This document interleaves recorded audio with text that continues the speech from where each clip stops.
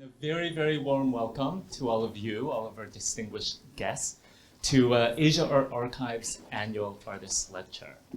And this is a lecture that features practitioners who have inspired us all, and to whom we look up to for guidance in the year ahead.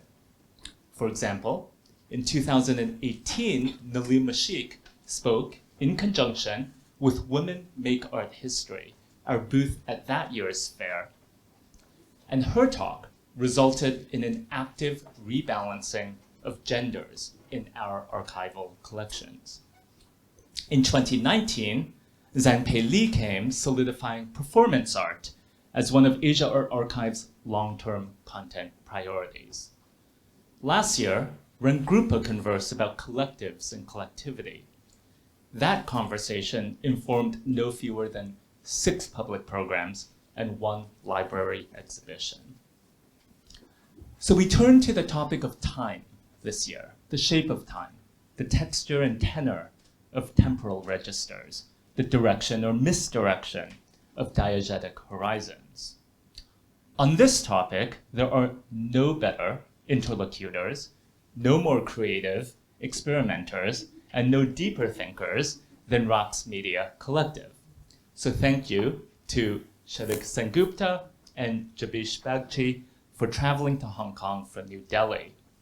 Thank you also to our generous patrons, Mimi Brown, Wendy Lee, Mimi Chan, as well as Isa for their support. So Raqs Media Collective has a very special place in Asia Art Archive's heart. In 2019, 15 years and 1 day ago, I just found out. 2009. Oh my God. Okay.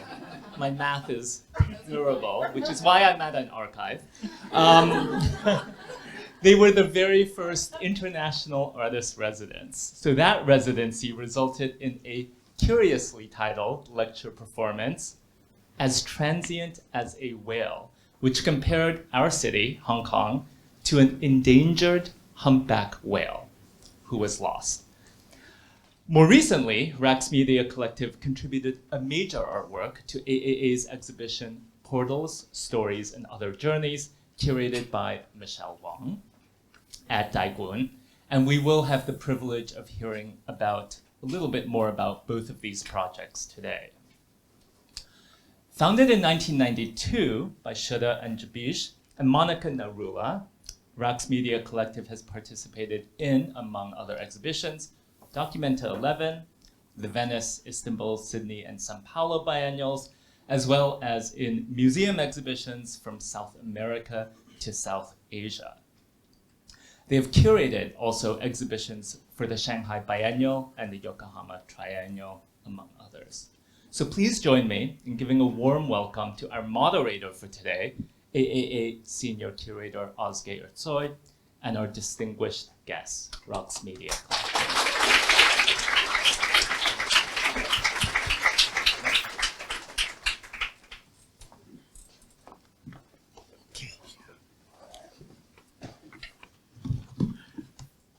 Thank you very much, Christopher. Thank you, Ozge.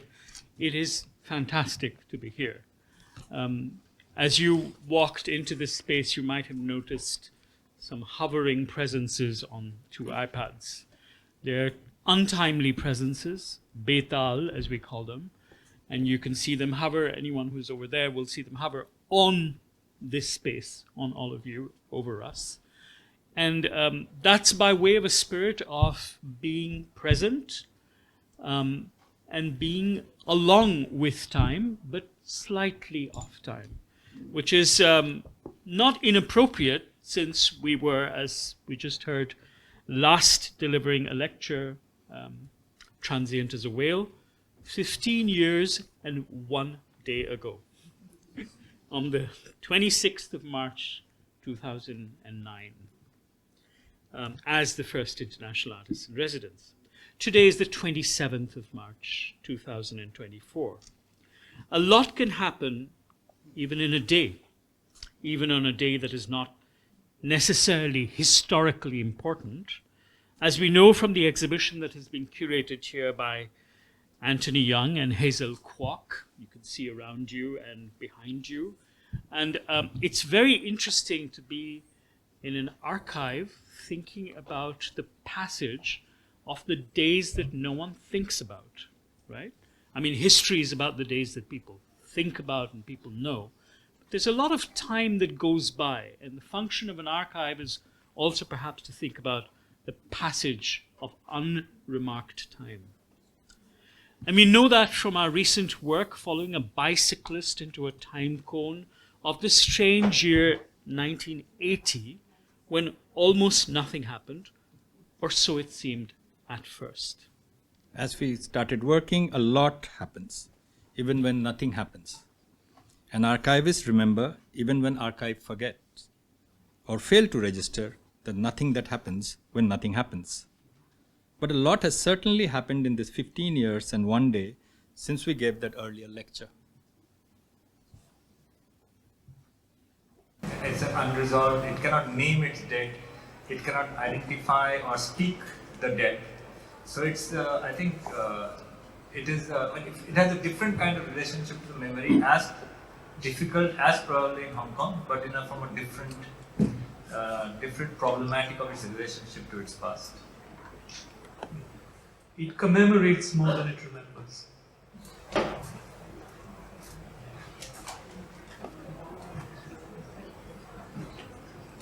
Are there any more questions?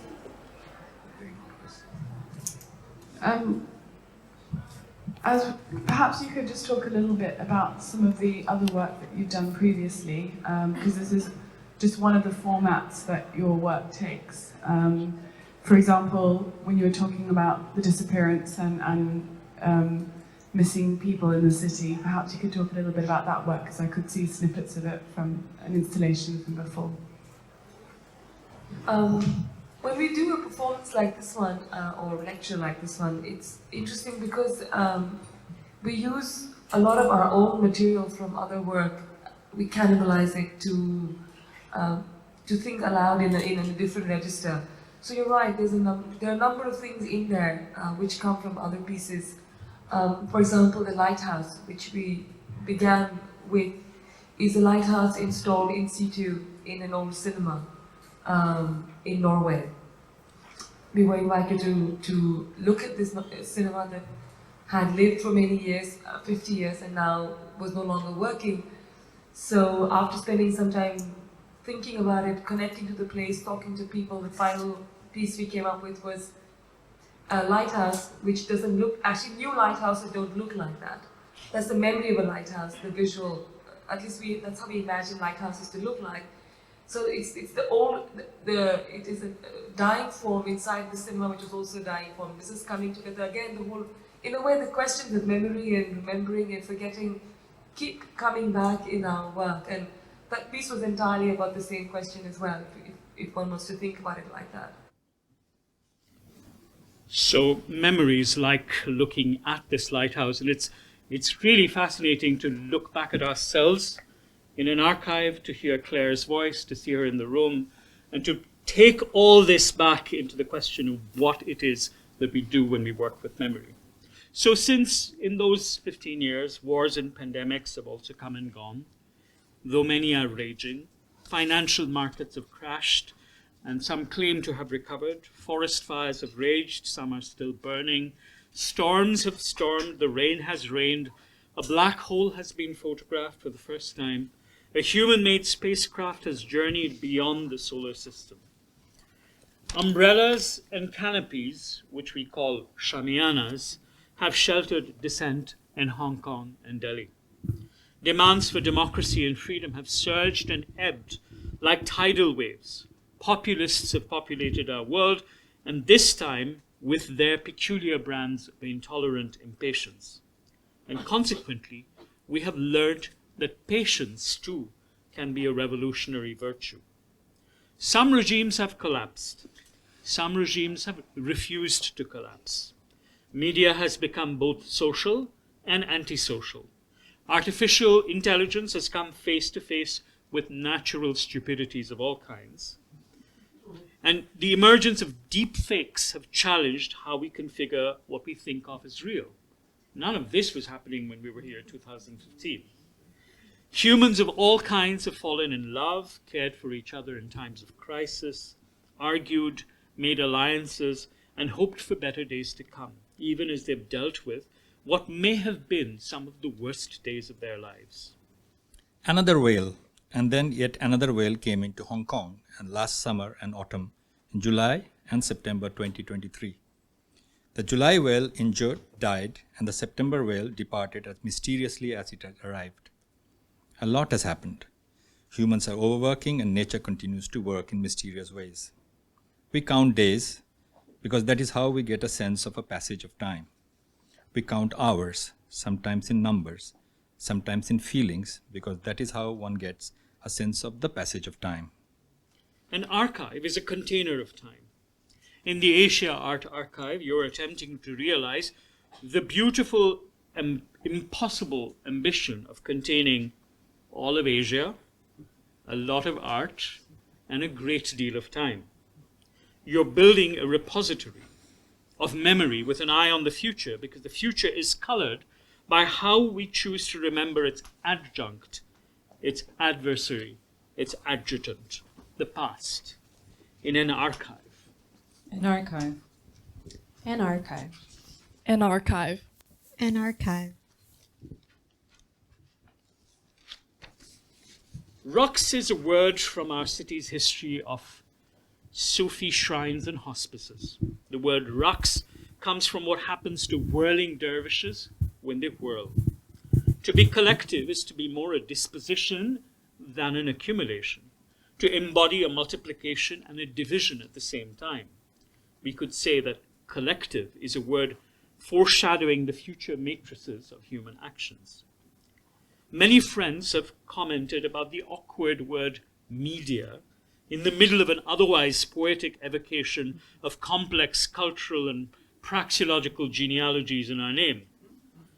Today, in an ancient urban village in the southern part of our city, Raqs Media Collective is also a studio with a blue floor. This is where we work. It is where our working table, the stage of our arguments, and our unwieldy anarchive sits waiting. We try to shift focus to arrive at different ways of locating a foreground, hibernating, sedimented, forgotten, misplaced, aborted, or overcharged worlds are repositioned and weighed again. A closed mine, a lost rhinoceros, an old fingerprint, an ancient shipwreck, a broken cup, a hard biscuit, a century-old herbarium, a Cold War bunker, grainy footage of a shipyard, a handmade dog in an archive, a fable from a worker's newspaper, a collectively rewritten diary, all appear and sometimes like a Mughal miniature landscape merge into each other without fear of prospectival order. Or, shorn of the adornment of historical bondage, they come close to possess us in an archive and overcome the limits posed by time. An archive. Is it the second or already fifth time that someone said an archive? Never mind. Let's zigzag back to why we are here. When Oscar wrote to us, he said, We always go back to your work and what we have learned from you in our discussions about the perception and representation of time. The first exhibition, opening in March 2024 and led by my colleagues Anthony Young and Hazel Kwok, will be focusing on a random day in Hong Kong in 1990s. Read, not a historically important day. And future archival materials and artworks around it. It explores the historiography in this particular city and units of time we used to make sense of our experience. The second one will be an exhibition opening in the fall, still in progress, inviting several artists to think about different registers of time in the archive, be it cyclical, linear, or spiraling time. Many questions we are trying to articulate through these projects resonate with what your practice has inspired us to ask and explore over many years now. how does one archive a random day? How does one write a history of a cyclical or bicycle or spiraling time? How does one deal with interruptions, distortions, shifts, twists, and flows in the perception and representation of time in daily life, archives, and imagined timelines? We could ask, does time always flow forward from point A to point B, or can it rewind? How long is now? Can time flow in a spiral? An uncertain passage.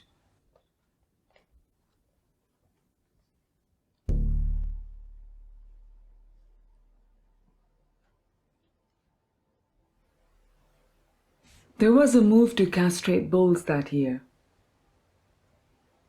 Rohini, a 35-kilo experimental satellite, started circling overhead from the humid August of 1980. This move to castrate bulls was a eugenic drive that almost led to the extinction of a native species. The testicles of 1980 collapsing into the cervix of the future.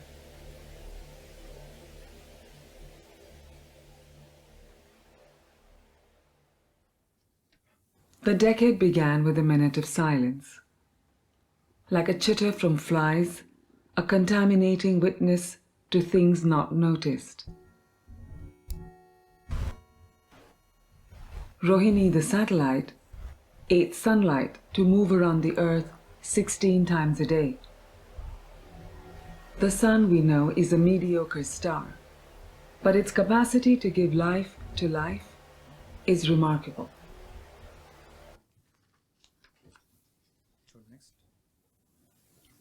Let's spiral back a little.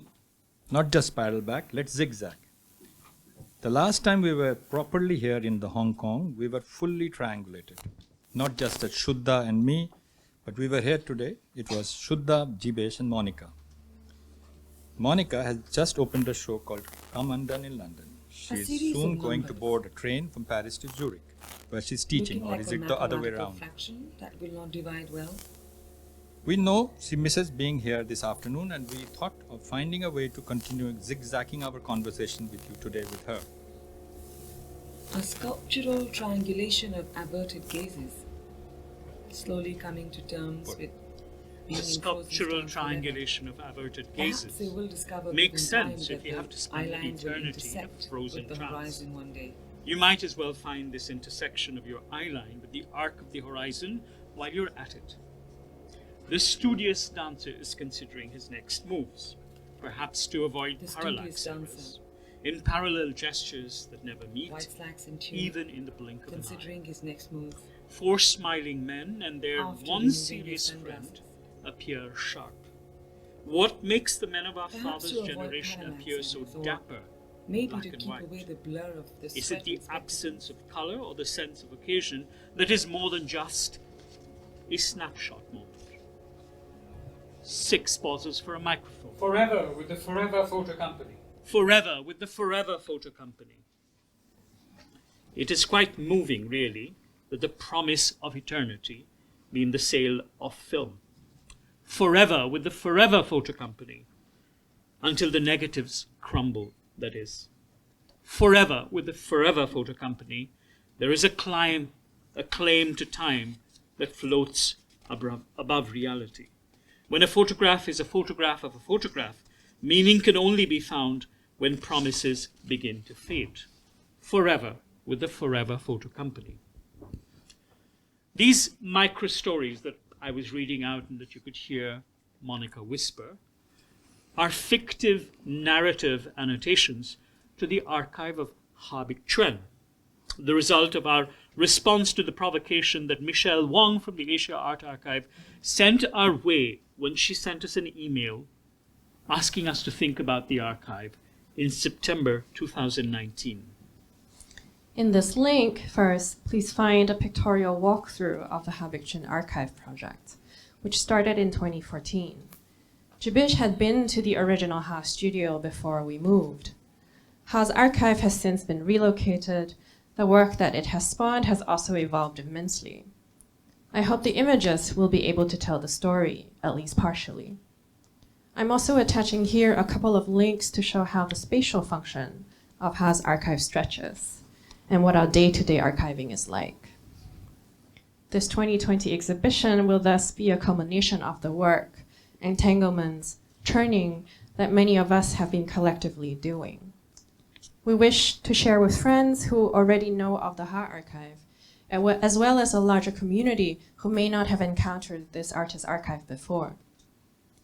Through this exhibition, I hope we will be able to produce a different image of the world from the vantage point of Hong Kong, and also to see and experience artist archives like HAS as a site of distinctive knowledge. Our conversation has left me thinking about the touch, the human touch that is often blasphemous in the museum and archive setting, because with each touch, the document deteriorates. And yet it is with and through the touch that we are able to access information and documents, make sense of them, and possibly transform them into something else, perhaps knowledge, perhaps stories. I am also reminded of your notion of an event-shaped whole, which made me think of the different shapes of time that come to be or awaits in HA's archive. And also that in different projects and ideas, the sharing of this archive has enabled. The different projects and ideas that the sharing of this archive has enabled. So as you see, this lecture is itself composed of an archive of correspondence between us and you in the Asia Art Archive. We didn't have to do too much work. How do we think about an event-shaped whole? What if an event-shaped whole spans a decade, maybe 2 decades, several decades, like Habik Chun's archive? How does any life in any given present create a repository of actions and processes that may become an archive when the future decides to look back at the past that is somebody's somewhere, somewhen present? We coined the word, present tomorrow. The gift of tomorrow received today and vice versa. He unwrapped his present tomorrow and found himself face to face with his gift-wrapped future. We coined another word, yesternow, noun. The ambiguity inherent in knowing that much of today is what was yesterday. She looked at the flickering calendar, watched the blur between days, and had that yesternow feeling again.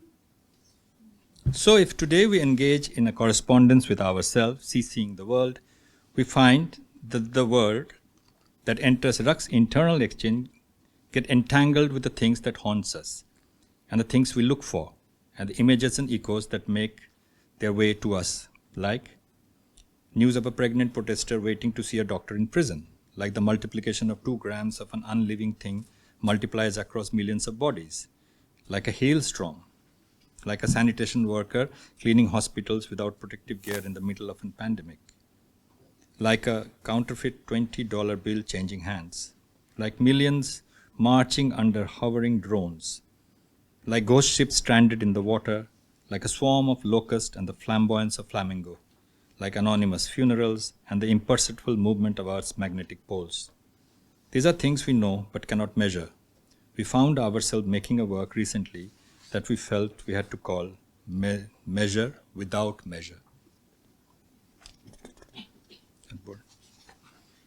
Fishermen talk of water in some places as nabam, where depth has no measure. Their extended bamboo measuring sticks, called bam, don't touch land. Measure without measure. When the ocean waters will rise in tandem with temperatures, there will be flood and abundance of water. There will also be thirst. It will be nabam. Stepwells in desert country remember thirst and inscribe it as a watermark, a measure on stone. Eventually, that measure evaporates. Deserts wait for rain, farms and forests mourn its excess. What stories will river goddesses tell them? Land, river, sea, storm, sacred, rain, forest, thirst, profane, harvest, all measures without measure. Measures without measure. Our interest in the immeasurable, the uncountable, has stayed its course, leading us to think of places and situations that complicate the idea of measure. Sometimes there are things that go missing, or are missing, in the files and boxes in an archive. Are the missing files the X-Files, the records of lost time? This question has asked us to consider time itself, which, though it is often contained, numbered, counted, is the least measurable thing there is, if time is a thing, that is.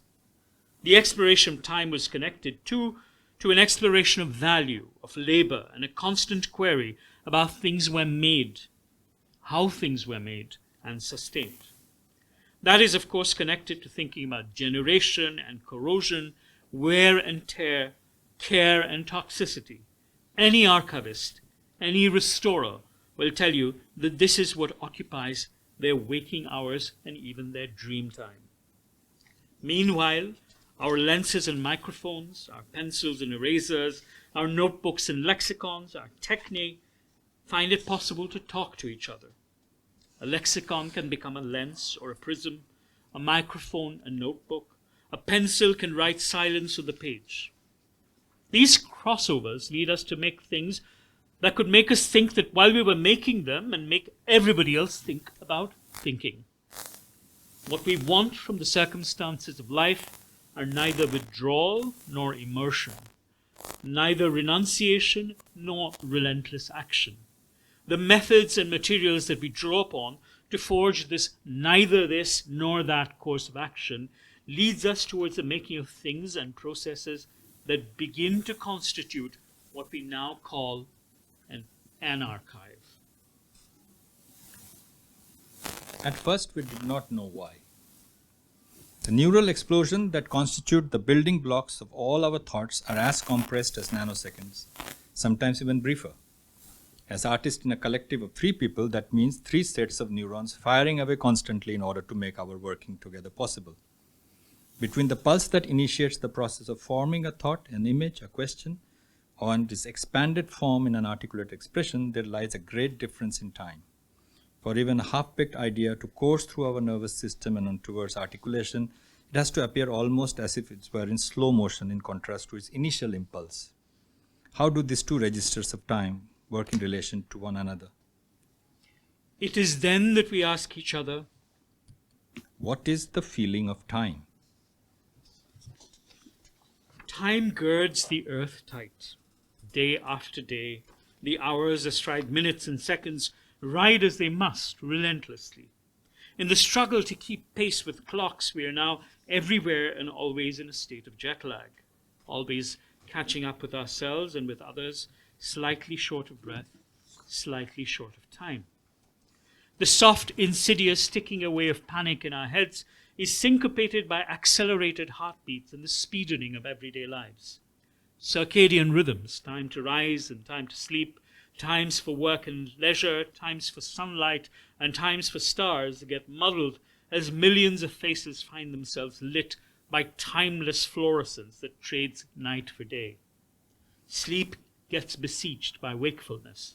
Hunger is fed by stimulation, and moments of dreaming and lucid alertness erode with the knowledge of intimate terrors and distant wars. One waits, I join, I screw, I fuck, I smelt, I stir, I pick, I choose, I count, I hold, I throw, I heave, I well. I go from door to door to door with things to sell. I fly, I turn the pages of a million files. I clean mountains of dust. I gather kilotons of garbage. I cover up after. Sometimes I just wait. Sometimes I run on empty. Every tea break is a battle, a campaign in the long history of class antagonism. How often, how long, when, where shall we drink tea? Every second and every calorie is fought for on the shop floor. Each fraction of time saved is put away in trying to understand the ghost in the machine.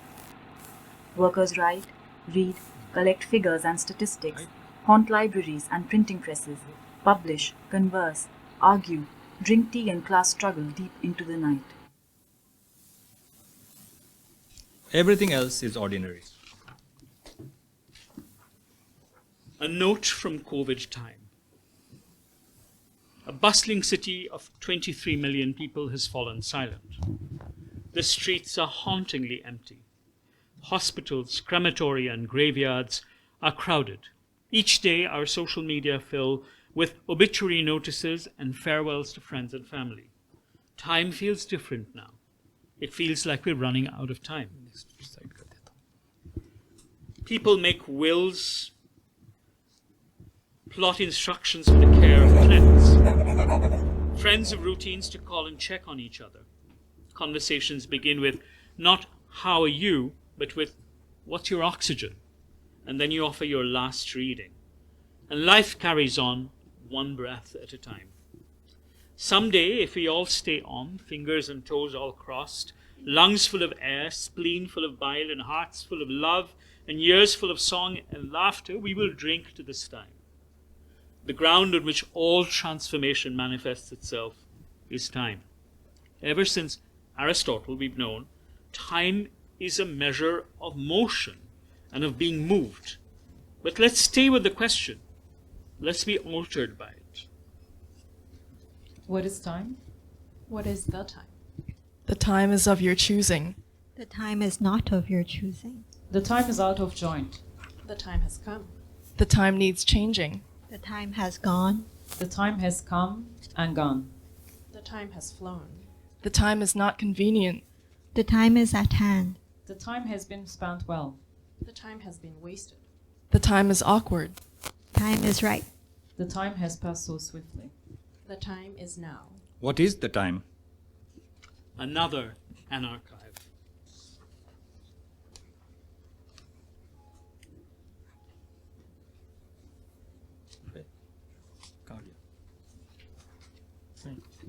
If the present and future state of a thing were to depend on its past, then we would have to admit the possibility of these states also being present in the past. But for them to be the present and the future, they must not have been in the past. But as we have just seen, if they were not situated in the past, they would not inhabit the present, nor grow into the future. And since the present is only another term we use for that which will soon become the past, and the future too will become presently, then neither present nor future nor past can have any meaning. So how can time exist? Did the COVID years happen? Or if time does exist, why must it be seen only as if it were witnessed by a straight line called the self, passing continuously through points describing locations arbitrarily named as yesterday, today, and tomorrow? Let us not even answer these questions. Let us ask some more instead and see where that gets us. Let us turn these questions around, like Shanta Rakshata, who came after Nagarjuna did, who came like Kamalashila, who commented on Shanta Rakshata did. These are 9th, 10th century Buddhist philosophers, often read in Chinese, more than in any Indian language. So, if time were absolute, and if the past, present, and future each occupied their paradoxically serial as well as simultaneously, because of their dependence on each other, positions on some imagined but impossible chronological line extending onwards on the same play, then the fruit of every action would already be guaranteed and would require no striving. What kind of habit of living would that be? And what a problem that would be for an archivist. This becomes clear the moment you realize that a line on a plane can only proceed in a predictable direction. And any conception of time that places the past, present, and future as if there were points traversed by a straight line could only proceed in that predictable direction. Then it would neither make sense to do anything nor to not do anything. So one might as well do anything, because every instance of the future would already be encoded into every instance of the past. The question of an ethical significance to an action would not arise because no action would be capable of being chosen freely. Perhaps our real problem lies in the confusion we have created between our experience of time and the conceptual device we have made for ourselves to measure time, to account for time. Our experience points to the depth and amplitude of duration, while our measure tries to fit that experience either into the constraints of the slices of a circle of a clock face or the notches on the tightrope of a timeline. Both are attempts to convert what is felt in terms of rhythm and duration into that which can be seen in planar spatial times. In effect, it reduces being into an account of being. We are aware that the simple presentation of the difference between measuring devices and the things they measure does not solve the problem of the reduction of being to an account of being. We wonder if that problem can ever be solved. We won't make a false attempt to solve it here. We leave it with you for the time being.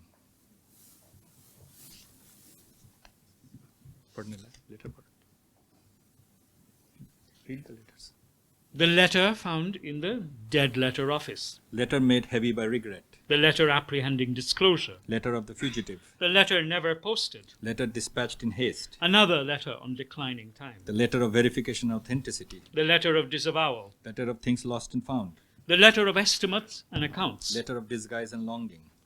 The letter incriminating the reader. Letter of continued bewilderment. The letter of the haunted warrior. The letter of bitter peacetime. The letter made brittle by repeated reading. Letter forsaking all claims. An electricity bill is also a fact. A paranoic's delusions about having his mind controlled by mobile phones and electrical devices is also a fact. A correspondence between the Raqs Media Collective and the sometime redactor of the Mahabharata, Mr. K.D. Vyas, is also a fact. A noting in a file in a police station is also a fact. A UFO is also a fact. The K.D. Vyas correspondence, from which we read, is now a fact. The traces of these semantic documents are objects in an archive. We've written elsewhere that the intensification of scrutiny must be met with the amplification of guile. Sometimes we have to face facts with the shadows of facts. At another time, we find archives that are more surprising than anything we could invent. Some years ago, we found an archive of letters written by Indian soldiers to their families from the battlefields of Europe and Mesopotamia during the First World War.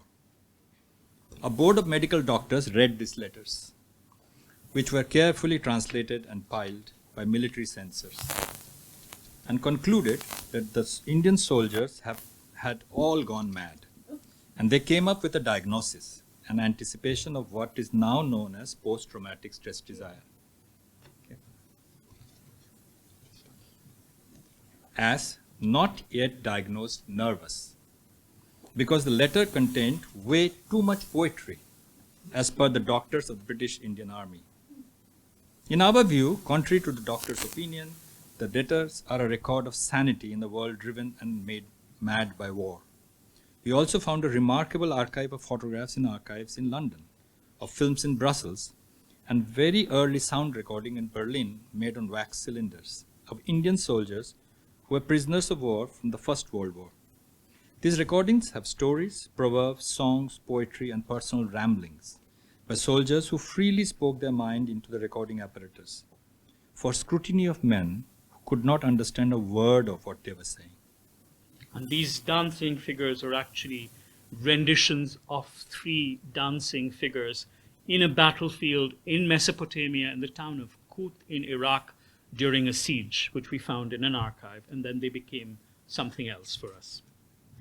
The First World War did not actually end in 1919. The Second World War ended, we think, in 1945. But the First World War is still going on. And if you look at the world today, at Iraq, at Palestine, Ukraine, you realize that the First World War is still going on. One of these photographs shows 3 men, Indian lower caste workers who clean the battlefield, dancing in drag for the entertainment of assembled Indian soldiers on the fringe of the Iraqi town of Kut, in the middle, like I said, of a dreadful siege. This dance, a moment of joy, perhaps even of ecstasy in the middle of a crazy war, represents what we mean by sanity in the middle of madness. These figures, drawn in time, drawn from time, in our view, are dancing. They must be dancing, haunting some archive even today.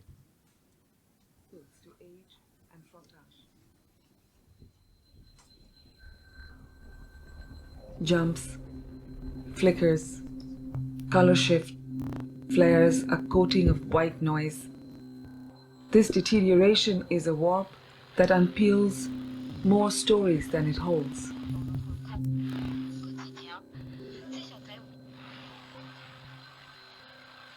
How many parts to a bicycle? The standard atlas has 893 moving parts.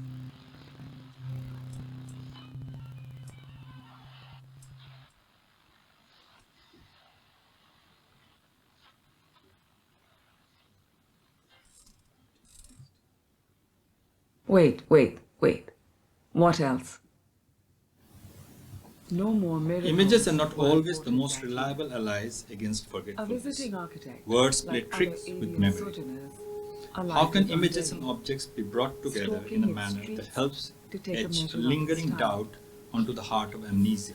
The architect traced How can the concepts ascent and of a concrete experience that crowd sustain an attitude that of vigilance arose against the when a impulse of 20th erasure be century expressed as tools municipality to think and answered feel with, the to challenge work with in the posed by present? an 18th century How can we remember and astronomical reconsider the observatory world without getting just lost in across the reverie? road? How can a Modernity meditation on met its history avoid the predecessor stupor of nostalgia? and invited the posthumous Art is an to occasion a for dance. asking of all He these also questions. noted that second The anarchive emerges from the living spectrum memory of forms of anarchy.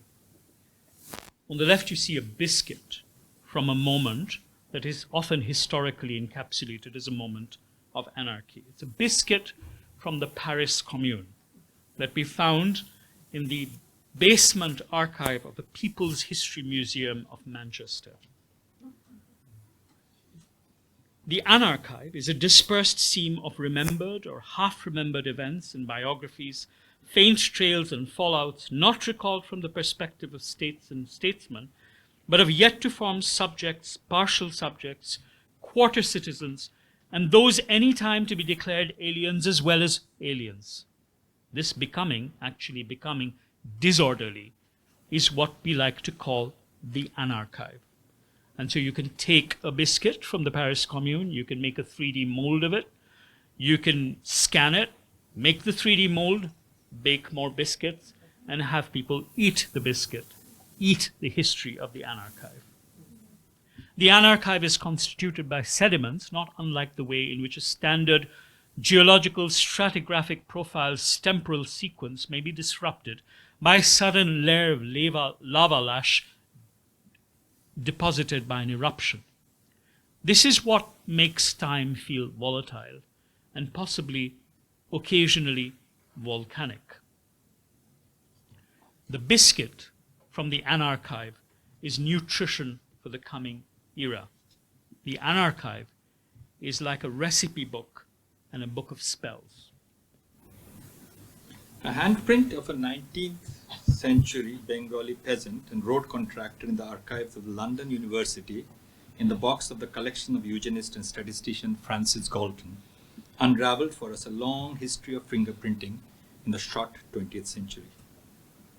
The original handprint, taken in 1858, has been the basis of a discussion between the anthropometric and forensic expert that led to the invention of the fingerprinting between Calcutta and London. The ink impression came to our life in 2007, at a time when the government of India had inaugurated the setting up of the largest anthropometric database anywhere in the world, including retina scans and fingerprint traces, which the world has ever known. The handprint beckoned to us to see it move, to sense it, to count, turning it into a larger-than-life counting device that could count, potentially to infinity. Felt that the handprint waited for long years to emerge, to caution, and to become untraceable again. The title alludes to the acronym Unique Identification Database, the largest biometric database in history, which the Government of India is building which will become critical as violent state-driven attempts to distinguish citizens from other begins to become the norm. Sometimes the future unsettles the past. In our engagement with how things are remembered, classified, forgotten, and revisited, with how patterns are lost and found, resonances discerned and noted, which is the tension between the archival and an unarchival mode of work, we have come to recognize the following in our curatorial inclination. I will invite our colleagues from the Asiad Archive to offer us a reading of these points of recognition that we have identified. It is possible to intervene in the infrastructure of how knowledge is produced in order to create detours and rerouting in the flow of knowledge in the world. This involves disturbing the arrangement of the hierarchies between who knows and who gets to be known, between minor and major, between experts and informants, between abstract concept and sensate experience, between logos and pathos. It requires the messing up or scrabbling of an archive or expressing unfolding patterns in an archive. That there is always a necessity to conduct gentle time raids onto archival materials in order to prise open the temporal rhythms and postscripts to the withholding narratives. That the foregrounding of where you find your cues and how you get there and back, which is the matter of what we call sources and itineraries, can often be anarchic, an archivic move, and the bounty of time raids. This can yield egalitarian moves. One can retrieve and smudge and rewrite the lines of art and non-art. Every labyrinth needs threads. Too many threads make for knots, and each bundle of knots needs new expertise. Archives and unarchives could be seen as assemblies in fermentation, like a pickle jar.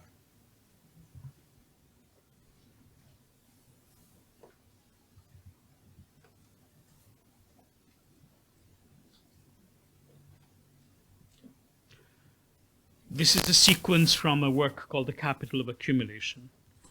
What you see is a photo album and a herbarium at the same time. The herbarium was made by a figure called Rosa Luxemburg, who assembled plants during her years of incarceration. And the photo album was kept by her grandnephew, Kazimir Luxemburg, whom we met in a city in Lithuania at the time. And while he showed us these pictures of his grandaunt, and remembered the one time that he had actually met with her perhaps in the spring of 1917 in Warsaw, when she walked with him and told him not to swing his arms too much. And then he remembered going for her funeral in 1919 by airplane with his father to Berlin. And it was this very strange juxtaposition of the materials that this woman, Rosa Luxemburg, had touched, plants that she had collected, images from her photo albums, and the memory of this man, Kazimir Luxemburg, which produced this kind of strange, again, geological disturbance between different kinds of memory and archiving.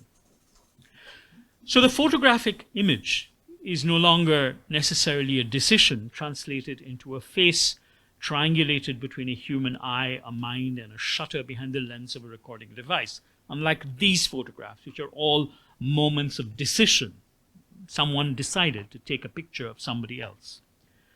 Nowadays, the signal that forms an image after passing through the lens of a surveillance camera or of a camera mounted on a probe in deep outer space, submerged under the ocean or folded within the body's recesses, answers to different imperatives from that which formed when a camera was held by a human hand in front of a human eye. An image formed by a camera attached to an electron microscope, an X-ray machine, or to a magnetic resonance image recorder, or to a drill probing into the earth, follow different kinds of instructions and algorithms. Automatic screen grabs that flicker on and off the surface of millions of devices dance to the hum of algorithms. There is no I, no mind, that necessarily frames these images, unlike the album of Casimir Luxemburg, before registering them. And yet these images get stored, read, and processed. A growing infinity of frames harvested from surveillance footage is scanned for faces by face recognition software and other forms of artificial intelligence. Someday, these scans will return to haunt us in as yet unpredictable ways. The archive of tomorrow is constituted by images that no one is taking, but they are being taken. This is Monica's iris, an impression of which has been digitized and fed into a state database, leading to the unique work UID2, the unlikely iris of descent. We are the first generation that has committed our faces, our eyes, our fingerprints to databases. Here, our images are being pickled over time to generate acts of recognition and patterns in ways beyond our control and volition. We could call this the unselfie, the portrait for which we did not pose. The eventual cross-indexing of the unselfie with the selfie, the satellite feed with the Instagram moment, will yield a strange new moving target of being and becoming, recorded at varying degrees of resolution. A casual glance at renditions of ourselves in the mirror of the database may not yield recognition, even as it offers all kinds of information. We will blur into our future selves and into the future selves of others, equally multiplied. Our digital faces will initiate processes that we do not yet know and set off alarms that we have not yet programmed. They will open and shut doors. They will be our lock and key, our ball and chain. They will be our unscripted instructions and notes to our unselves. Photographs stored in hard drives, deleted and catalogued repeatedly, scanned, resized, drained or saturated in terms of color, are both the substance and the detritus of our existence. Try doing a portrait of yourself on an AI engine, and you'll see what I mean. These are the layers that will constitute the photographic archive of tomorrow. Their contingency, their volatility, only underscores the question of finding a poetics appropriate to and commensurate to the problem of understanding the archival act. Reading an image in this manner, which is one of the first steps one can take as an artist when confronted with the image retrieved from an archive, is to read into its absences and therefore into its potentialities. Just as a set of notes point to realities larger, more fulsome and complex than the mere act of their listing allows for, so too, reading a photograph that functions as notation involves knowing and understanding that what we see also contains a great deal of what is amiss, or what we do not see, what has faded, degraded, disappeared, or is in a condition of distressed visibility, or was just never rendered. The less than visible elements in an image are just as interesting as the visible, at least in the Anarchive. Thank you.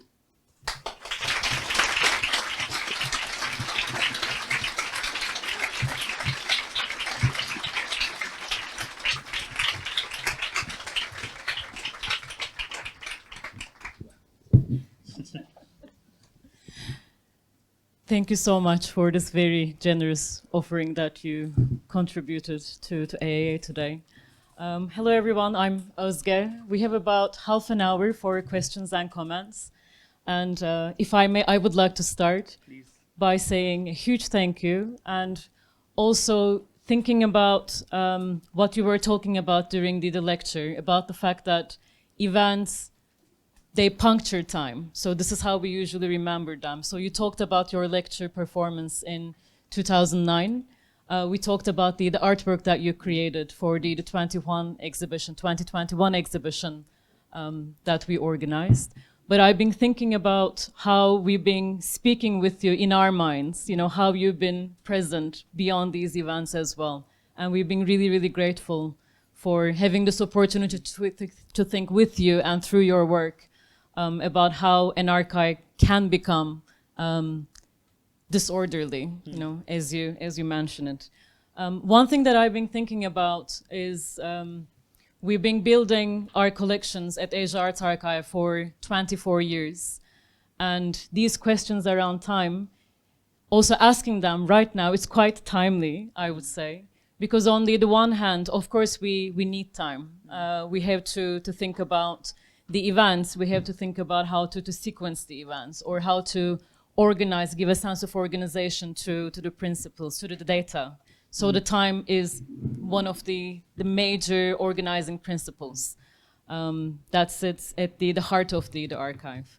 But on the other hand, as you have been speaking about it and writing about it, we know that time is subjective, it's elusive, it resists bookends. So I think the tension that we have is one of the most interesting part of our work here, you know, as a team working with an archive and through an archive. And I also remembered a quote from one of our common friends and one of our former colleagues at Asia Art Archive, Sabi Ahmed, when he says that working in an archive like this is almost like working as an archaeologist, working in a momentary earthquake. So this is a really interesting tension that we deal with on a daily basis. So maybe I can open up with one question that I wanted to share with you, which is about your conversation with your friends who are art historians. Because especially, for instance, in this field in Hong Kong, we do think about definitive beginnings or perceived belatedness, let's say. So these are incredibly important concepts that we've been dealing with. So I'm really wondering how your approach, your artistic strategy can exist with the, let's say, other forms of thinking about how to write history and especially art history. So maybe your questions, your conversations with the art historian friends, maybe we can start there. There's always an interesting argument that happens when art historians talk to us. They have one question. What's your provenance? That's the most primary art historical question. Where did you come from? Who was there before you? Who was your precedent? How do we order you into a kind of lineage or genealogy of time? The problem with a practice that began with a kind of errancy and illegitimacy like the Raqs Media Collective is that the question of provenance is very, very difficult to get into. We have many mothers, and those provenances, and there are many scandals in our lineage.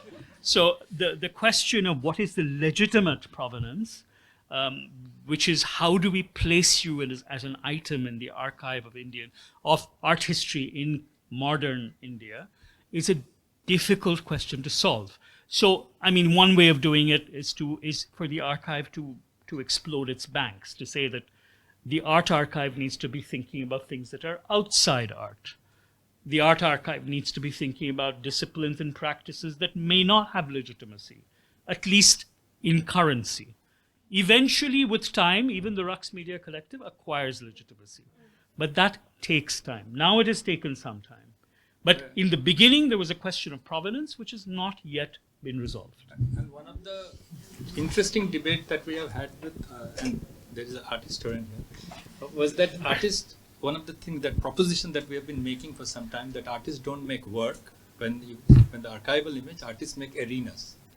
And the arenas are extremely amorphous spaces. And an interesting art historical reading has to be reading of that arena. That once you have a reading of an arena, it changes the work into a movement. There is a Hindi word which has been translated as tradition, which is called parampara. Which means a movement, or things in movement. So in a way that if you look at arena, and if you look at artists producing arenas, it becomes more interesting art historically.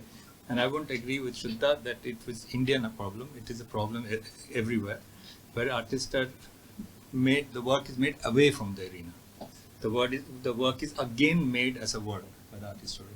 And it would prefer if the art historians make the gesture that the artist produces arenas and then they stay with that arena.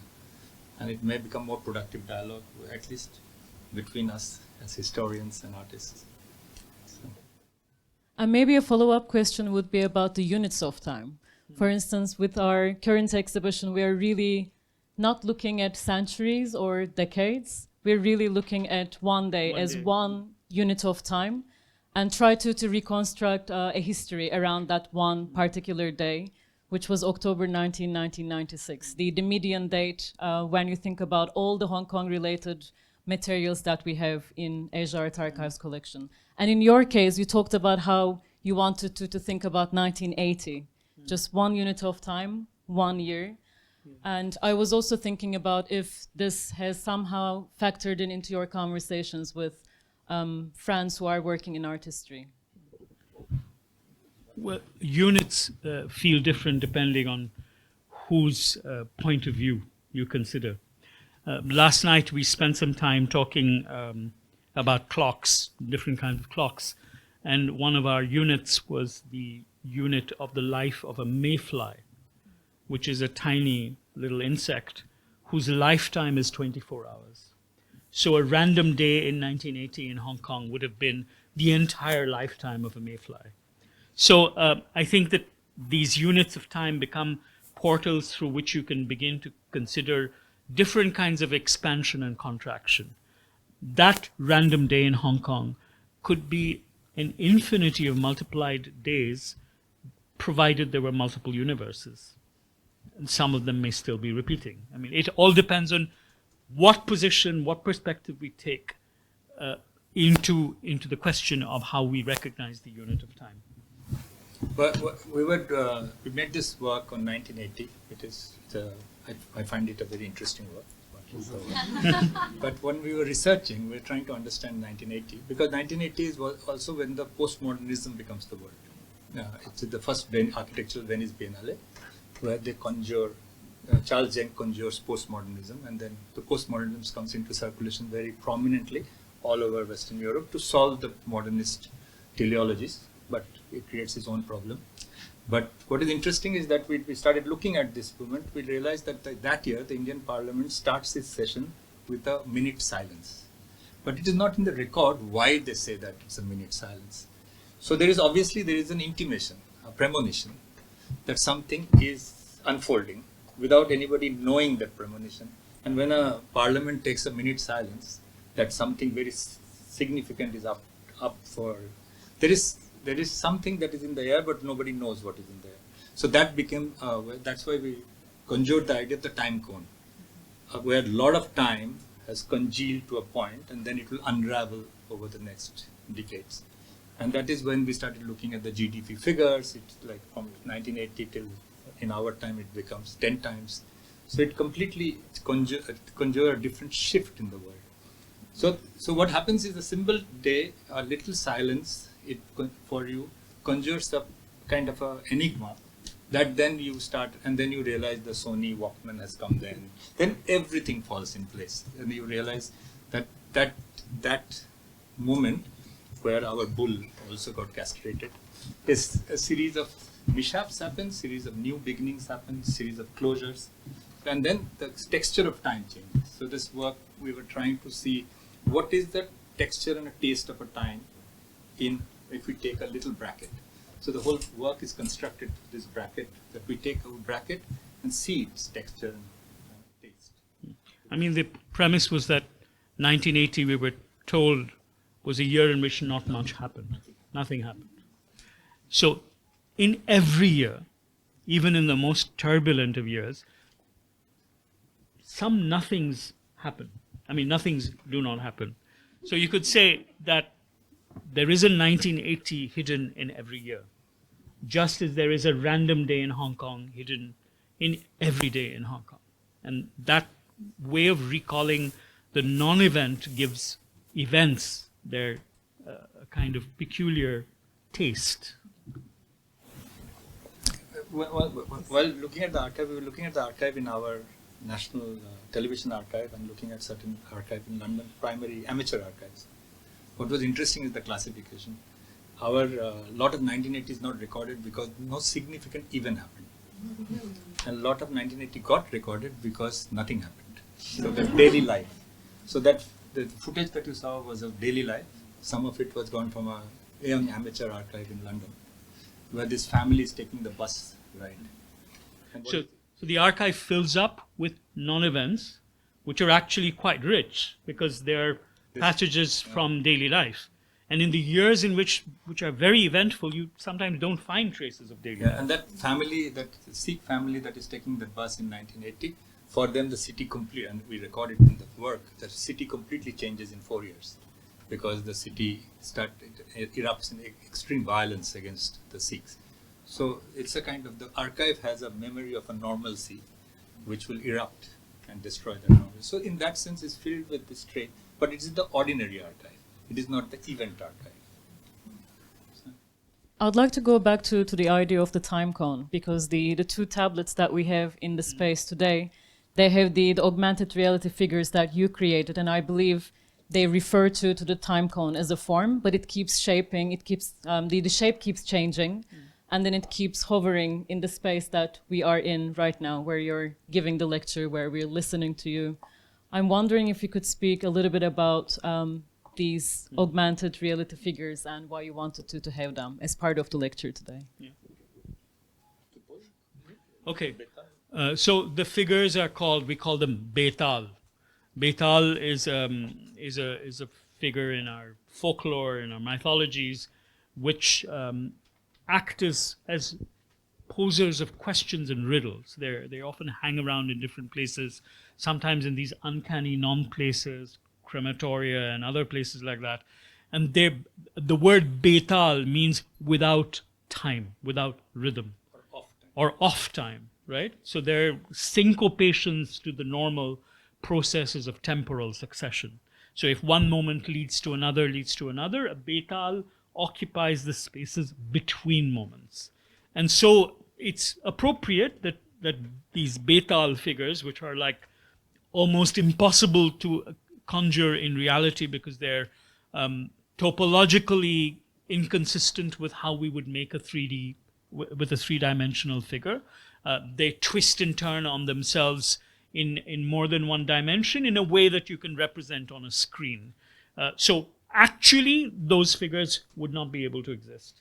But they can exist as augmented reality interventions in a space where you exist in 3 dimensions, and the Betal hovers around you in the off dimension.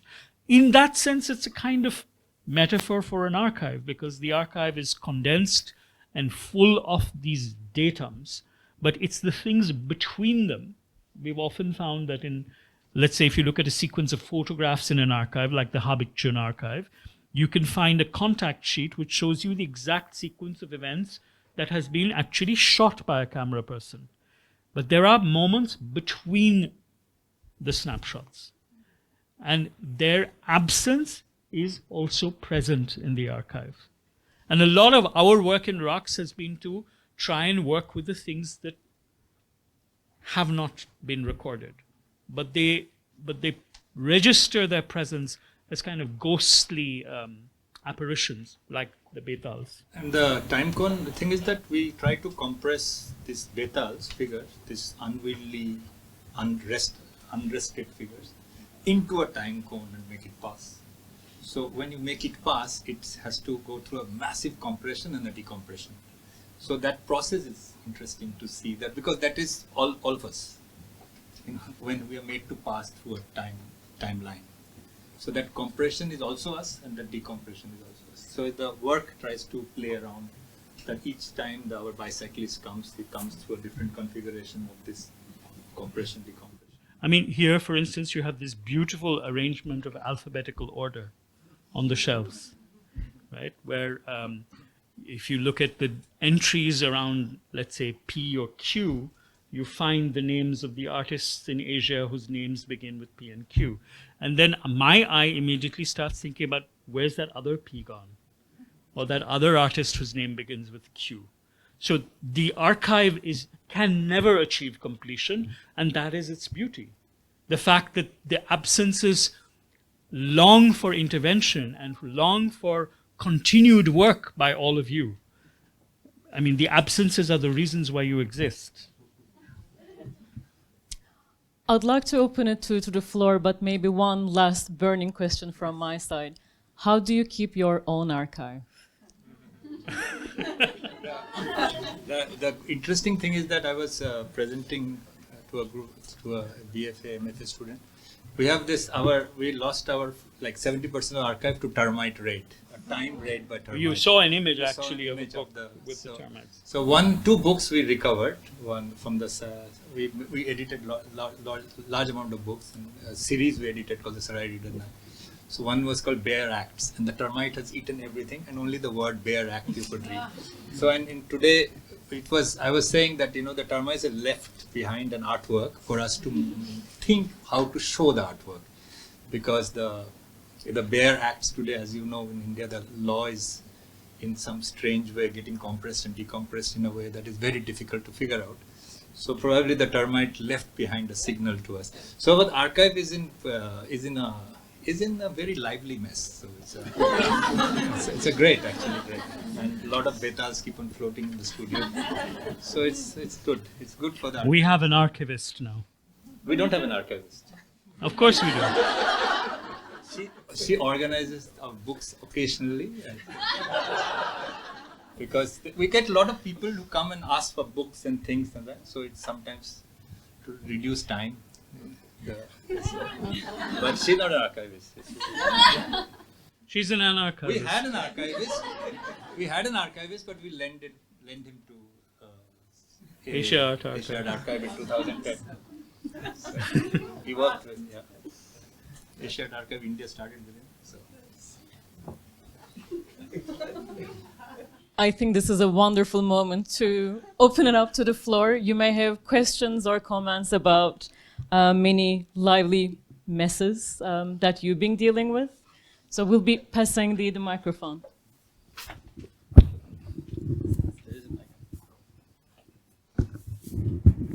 Yeah, thank you so much for that really, really wonderful, meandering lecture. I really loved your terms yesternow and present tomorrow. So I'm kind of curious, do you think of yourselves as contemporary artists? And if so, what do you think about that term now, especially the contemporary?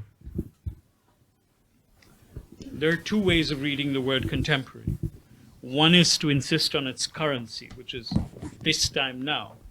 The other is to read it more literally, which is to say contemporary, which means with time. So in that sense, we could argue that we are contemporary artists who inhabit positions both in the present and the future and the past, but also in an off time, like the Betals do.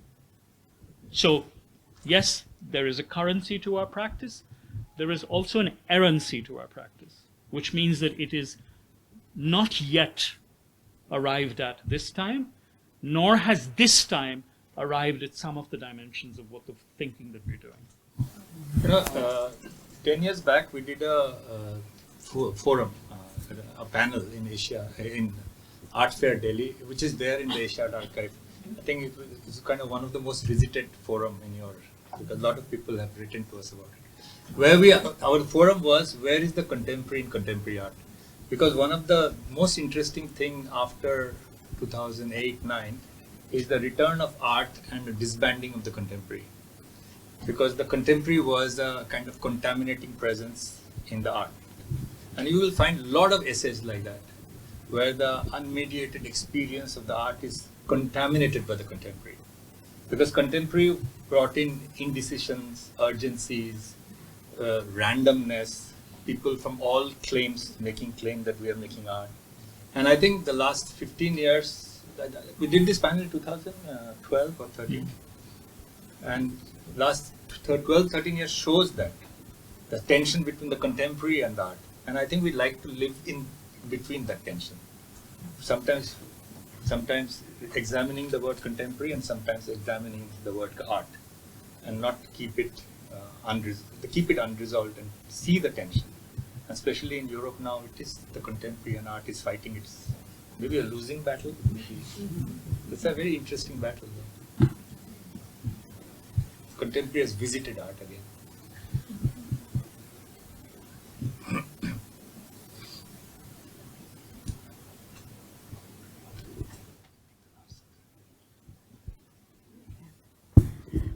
Thank you for the beautiful lecture. So I'm also wondering, when you notice you are exploring the absence or the presence of the archive or data, how do you evaluate that things would be more feasible at the moment to present in your archival lectures?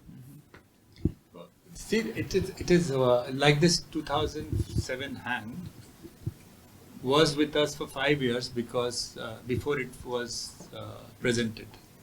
And like the termite book is there for some time. So what happens is that it stays with us. Like we saw the Galton archives, heard about it in 93. We saw this hand much later, but the Galton figures. And we made a work in 2010, 2011. So sometimes it stays for 7 years.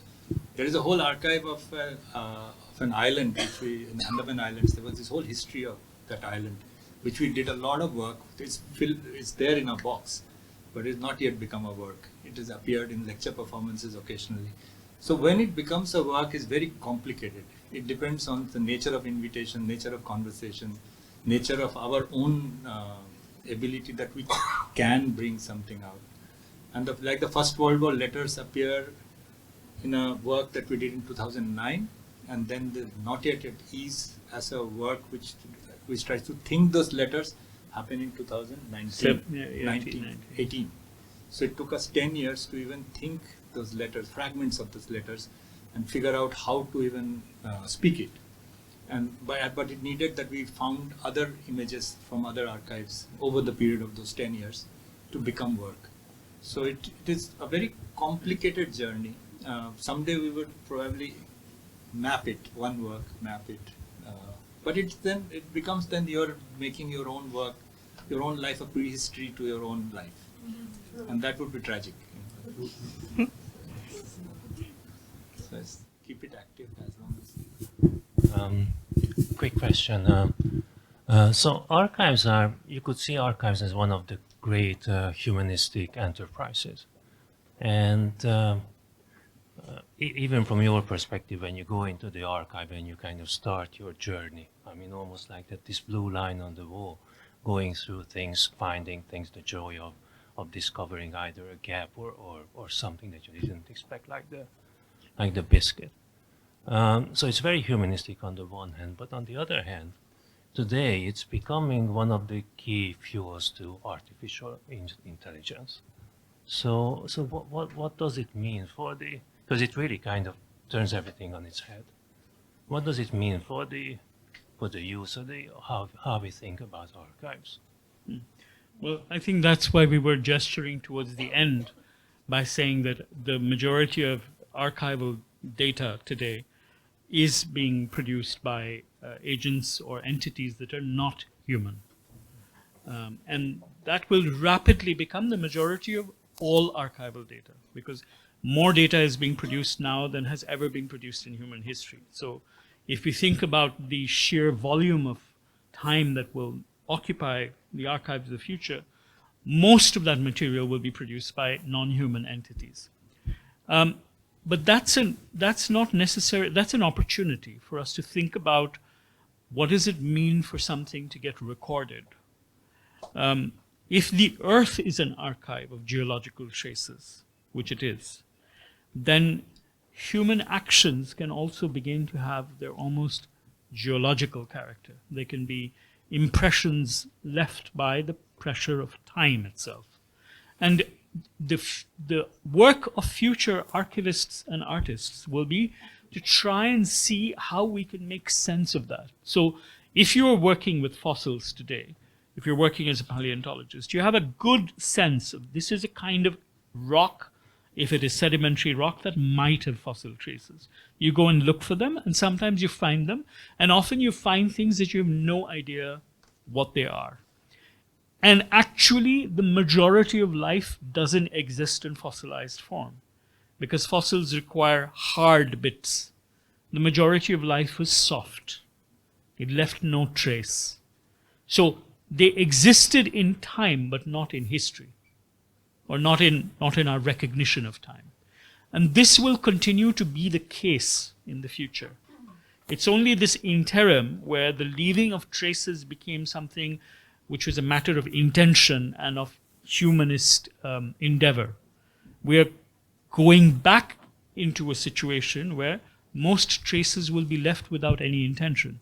And then we will be like the excavators, like not the archaeologists even, but like the geologists of our own future destinies. It's like the fat and the flesh while cooking. Yeah. That one. But it's like, there is this the ontology of the image is now, because there was an interesting set of queries. Like Farooqi had this, Harun Farooqi, he had this idea of the objective eye and the phantom eye. He said, like the objective eye is that your human generated image, and you can epistemologically argue with that image. And then the simulated image, or the image that is produced by, say, a drone, is a kind of a phantom image which has an action on the world, and it's very difficult to locate the agency of that image. And so this led us to there was an invitation to think. So we had this kind of working out the idea of the ontological status, and the event-shaped whole, which Michel quotes, becomes important, because event-shaped whole we argued long time back, about 15 years back, as a site primarily of the indeterminacy of the forensic moment. You actually have a whole that you then fill up with narratives and conjectures, and then that's the fun of detective novels and films. And then we realized that large amount of the photographic archive is that event-shaped whole. And they are auto-generated archives, they are oniric archives, they are archives that are coming into our dreams in a way that our dreams shuffle between images in a way. So, and we kind of try to classify it as a series, and that's the kind of a work that will be needed to be done this century. What is the status, ontological status of these images? If you cannot, because you said the humanistic movement is gone, because you cannot find the agent. So a machine, you can't say yet has the agency to it has the agency to store and aid the virality, but how does it live that moment between us and the machine will be the question, I think, now more and more posed. Like now in our studio also I realize we have more machines doing the work of writing and thinking, and now Shuddha started making our portraits to machines. So it's that ontological turn and the status of the image that I think we have not yet started inquiring in the full blast. I mean, yes, a few days ago I did a portrait of the three of us, which took an actual photograph on the rooftop of the powerhouse in Shanghai where we did the Shanghai Biennale, and I instructed an AI engine that I want this portrait to be in a space station. And it produced a portrait. A very uncannily realistic portrait of what we would be like if we were in the International Space Station. And that is a very interesting moment, because it's a kind of conversation between us and the incredible database of images that exist now on the internet, which then produces the possibility of an image which never existed and never can exist as a referent in reality. But Shuddha is a humanist, so he said space station. I would have done on a zoo. Interesting. How would it look in a zoo? Which animal would it capture?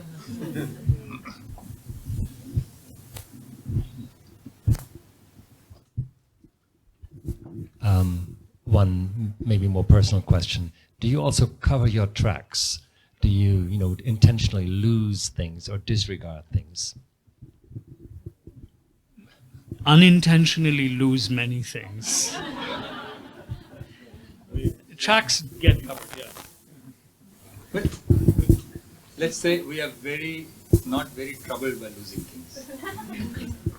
Because it returns in uncanny ways. And sometimes we don't even know we have lost when it returns. So, our tracks are very much, we come from Delhi, this full of dust. So it's like, this is the deltaic form, which is an imaginary form, which is also a form that we have been working on. The deltaic that allows us to think our work also curatorial and artistically.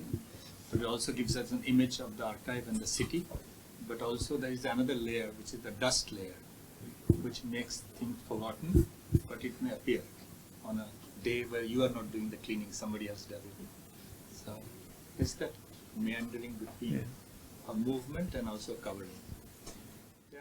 As time passes, we have to sometimes begin thinking about legacy. No, in the sense that three of us are often traveling, planes fall from the sky. If a plane falls from the sky, let me finish the thought, then there would be a question of what is left behind. And in that leaving behind, you can think about the things that you know you've done, that we are conscious of. And we're beginning to think, I mean, at least we're beginning to have a conversation about how do we frame the things we have done. But there are things we have done which we don't remember and which we don't know. So there is a legacy and I think this is a part of every artist's practice. There are things that artists do or writers do or anyone does that they don't remember that they have done, or they ignore the fact that they've done them.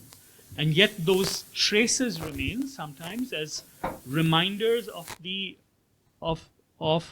that strange dance between intention and chance, between accident and will. And they will remain in our practice, and somebody in the future will find them. Our latest show that is now just opened is called Come Undone. So it is just that you have to undo yourself to be able to make that move.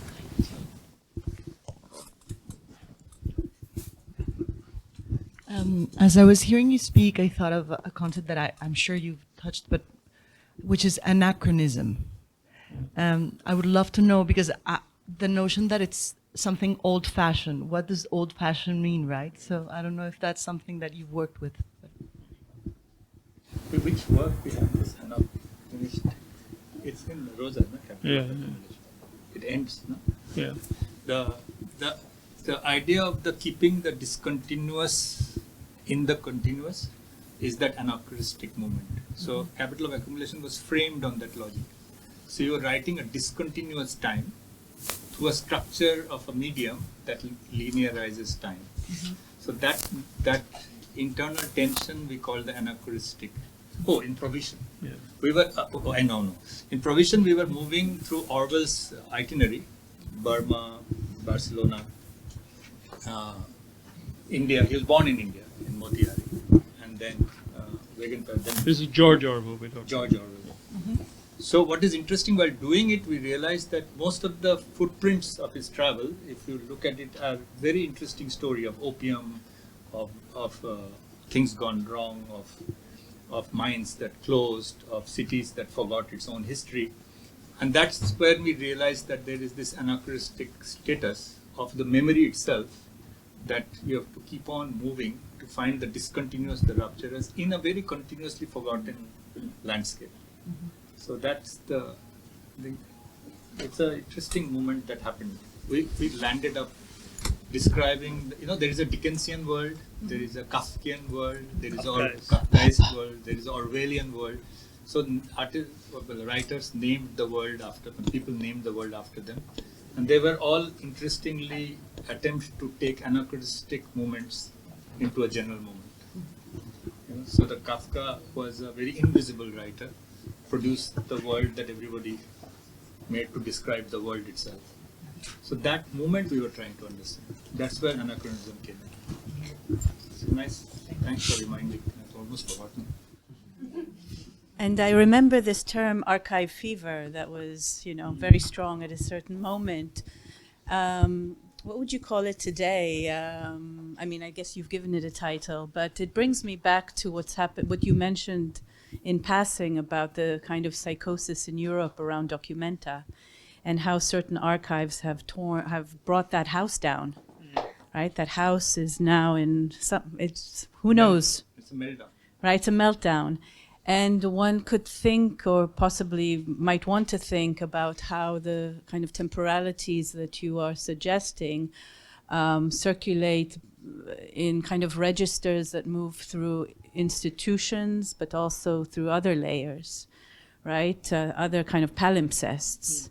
And so I'm wondering, as you also move between institutional incarnations and palimpsests, and with a kind of nod towards the psychosis of the archive in Documenta, especially as we had Ruan Grupa here last year, is this something also that brings us into thinking about nation states somehow?